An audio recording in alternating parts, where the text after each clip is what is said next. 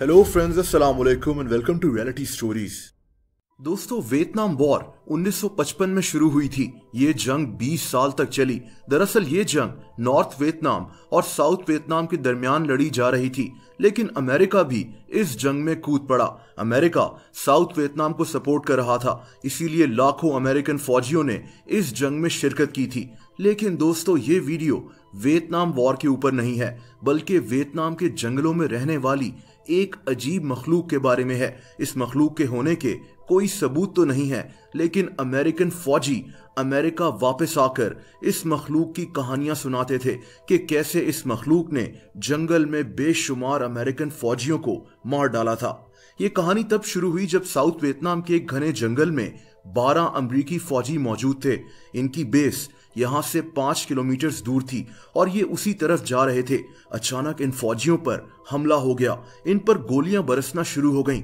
दोस्तों, इसी दौरान एक अमेरिकी फौजी को एक झाड़ी के पीछे एक अजीब सी चीज नजर आई। ये 7 फीट का एक जानवर सा था जिसके पूरे जिस्म पर बाल थे। ऐसा जानवर इसने पहले कभी नहीं देखा था। ये जो भी चीज थी, ये इस फौजी के सामने बहुत लंबी छलांगे लगाती हुई गायब हो गई। ये इतनी लंबी और ऊंची छलांगे थी कि कोई बंदर ऐसा नहीं कर सकता था। ये फौजी वहां से बचकर तो निकल आए, लेकिन इस फौजी ने अपने कमांडर्स को इस वाकये के मुतालिक बताया। अमेरिकी फौजी उसी जगह फिर से वापस पहुंच गए कि पता लगाया जा सके कि वो क्या चीज थी।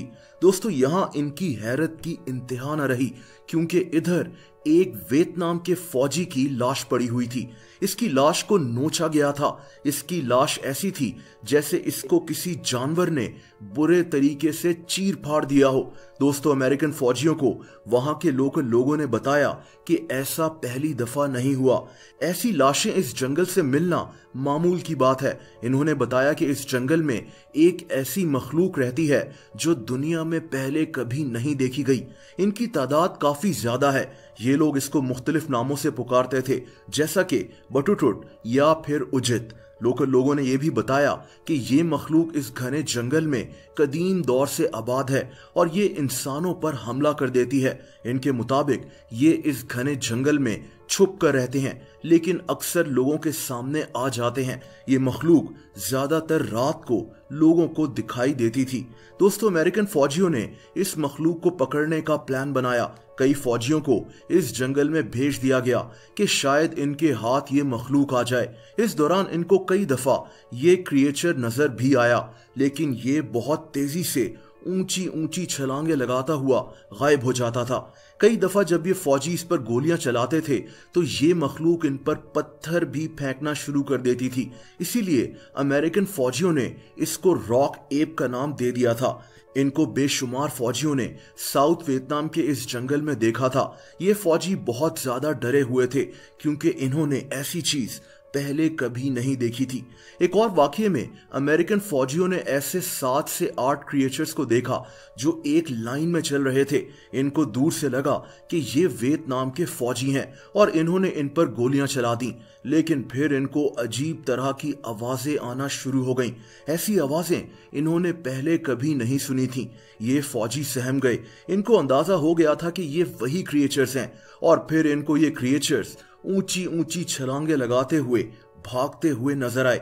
ऐसे कई किस्से वियतनाम वॉर के हवाले से मशहूर हैं, जब फौजियों का बाकायदा इस मखलूक से जंगल में मुकाबला हुआ। यह भी कहा जाता है कि इन क्रिएचर्स ने बेशुमार अमेरिकी फौजियों को मार डाला था। इनकी लाशें बहुत ही बुरी हालत में मिलती थीं। दोस्तों, अब इन अजीब किस्से कहानियों का कोई सबूत तो मौजूद नहीं है। उस दौर में ना तो मोबाइल फोन्स होते थे और ना ही हर किसी के पास कैमरा था। ये सिर्फ हजारों फौजियों का और वहां के लोकल लोगों का आंखों देखा हाल है। ये मखलूक क्या है, ये एग्जिस्ट करती भी है कि नहीं, ये तो अल्लाह ताला ही जानता है। लेकिन वियतनाम के जंगलों में इसकी कहानियां काफी दिलचस्प हैं। दोस्तों, आप लोग मुझसे इंस्टाग्राम पर भी कनेक्ट कर सकते हैं, उसका लिंक नीचे डिस्क्रिप्शन में मौजूद है। वीडियो पसंद आई हो तो वीडियो को लाइक जरूर कर दें। ऐसी इंटरेस्टिंग वीडियोस देखने के लिए इस चैनल को सब्सक्राइब कर लें और बेल आइकन पर भी हिट कर दें, ताकि इस चैनल की वीडियोस के नोटिफिकेशंस आपको मिलते रहें। अपना बहुत ज्यादा ख्याल रखें। अल्लाह हाफिज।